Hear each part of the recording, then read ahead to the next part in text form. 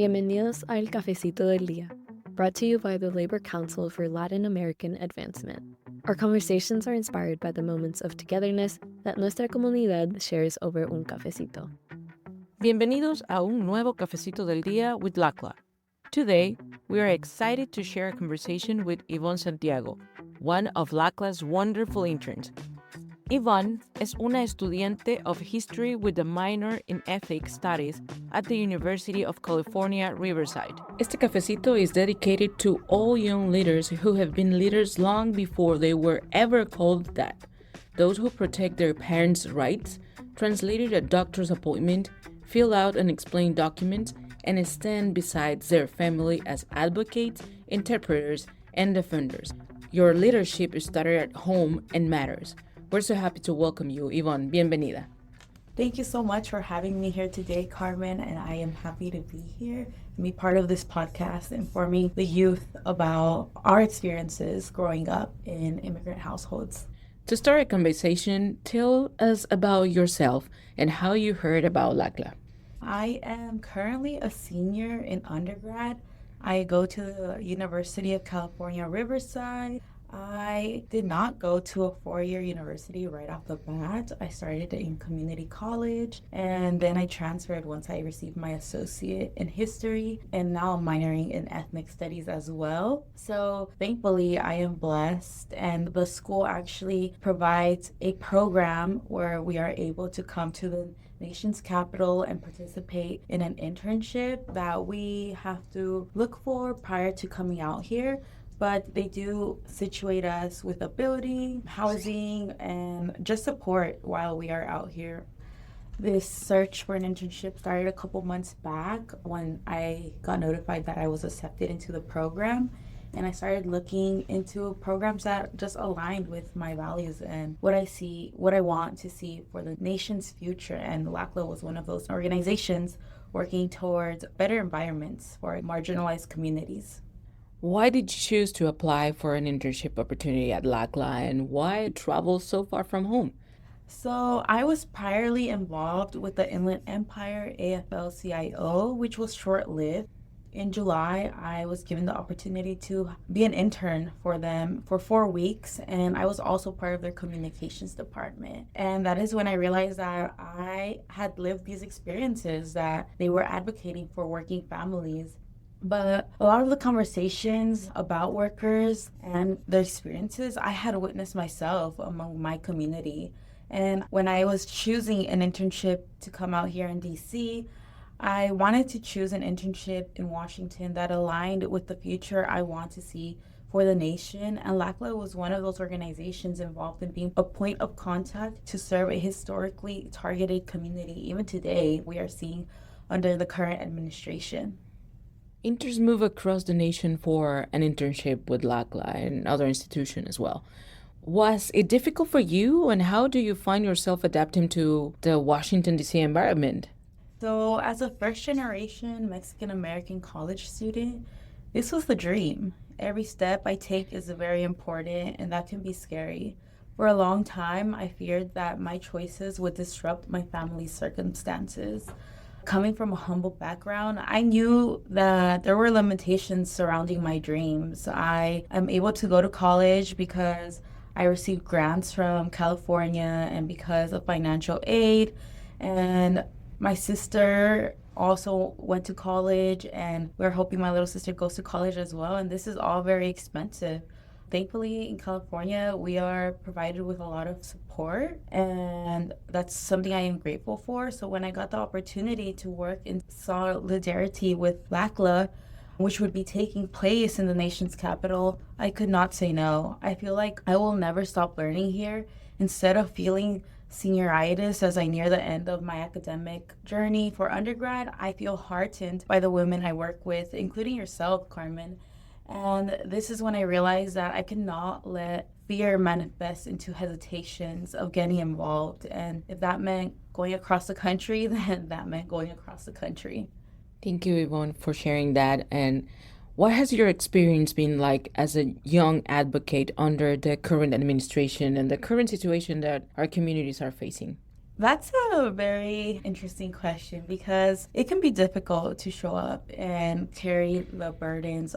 Our parents were scared for a long time to advocate for themselves, and we've learned this since we were young, how to do it for them by, like you mentioned at the beginning, by translating papers, by asking questions for them, by being your siblings' tutors, by being that point of contact at home and among your community. And under the current administration, I think it's important for us to show up the way our parents did themselves in coming to a new country, in learning a new language, in doing the scariest part, which was leaving everything they knew and knowing nothing and coming here.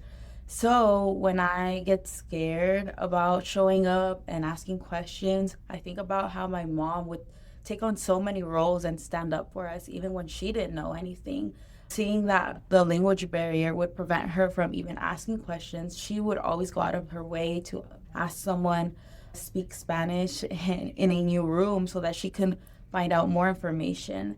Sometimes I don't know how to get involved or what helping the community looks like, but asking questions is the first step. And that's something I encourage young people to do right now. Ask questions, get involved. It's scary, but this is the opportunity our parents came over here for.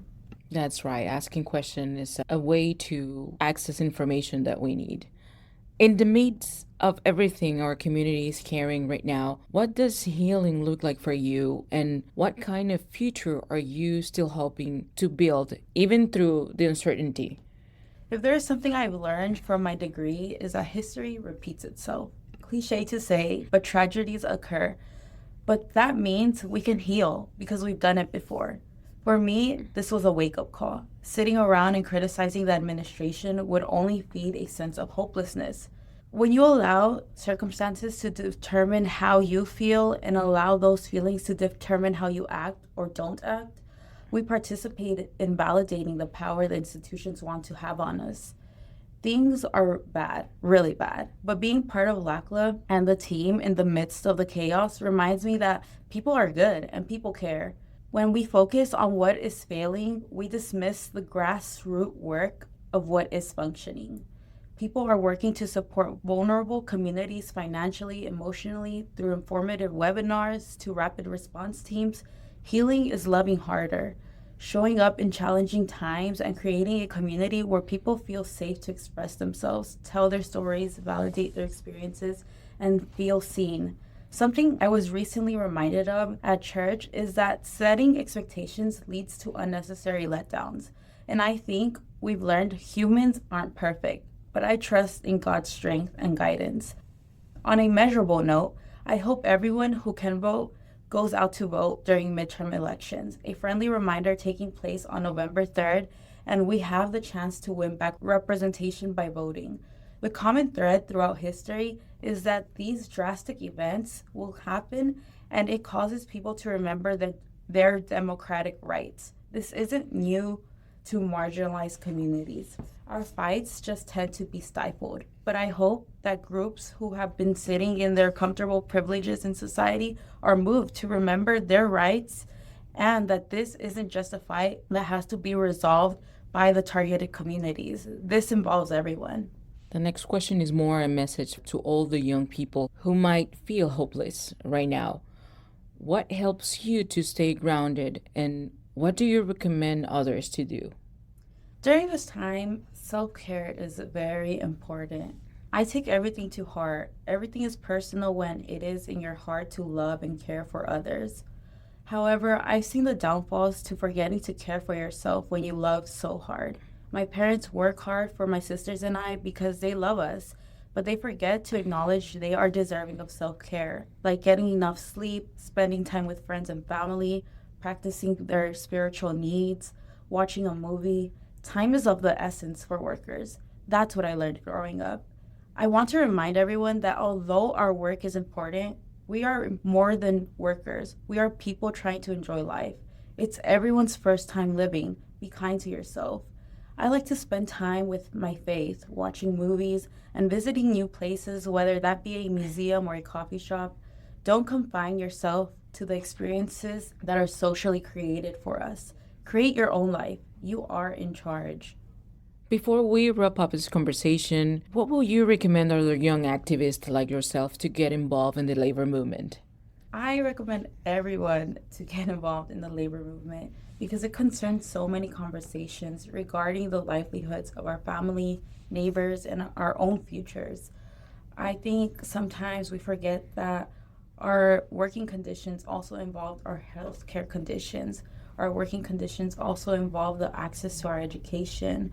Our working conditions involve what resources we have access to on our day-to-day lives, whether that be transportation or what we get to eat at the end of the day. And the working class has been fighting for respect for a long time. And I think it's time for us to stand up and realize that by waiting for someone to fix these issues for us or being too scared, that won't solve anything. As young people, we've seen what our parents have gone through and we're experiencing it ourselves. And it's time for our voices to sit in the same table that others are creating these changes, where others are making the changes for us. We should be making those changes.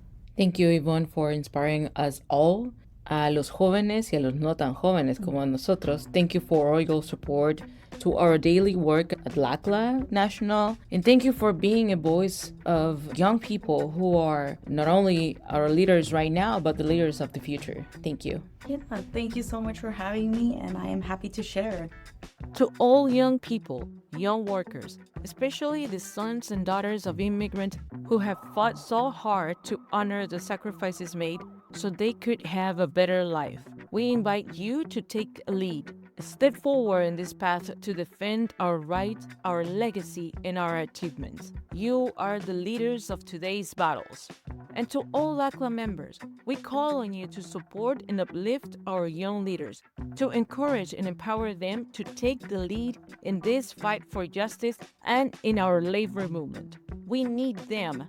We need their passion, their courage. They strengthening our movement. Now more than ever, we need unity across generations to move forward together, to win together, juntos por nuestras comunidades y nuestras familias. Nos escuchamos en el próximo Cafecito del Día. El Cafecito del Día is part of the Labor Radio Podcast Network